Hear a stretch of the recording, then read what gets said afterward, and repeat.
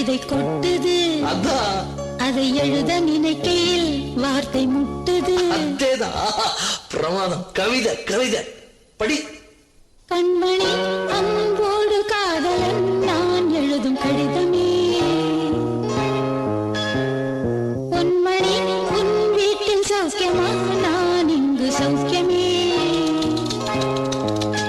உன்னை எண்ணி பார்க்கையில் கவிதை கொட்டுது, அதை எழுத நினைக்கையில் வார்த்தை முட்டுது.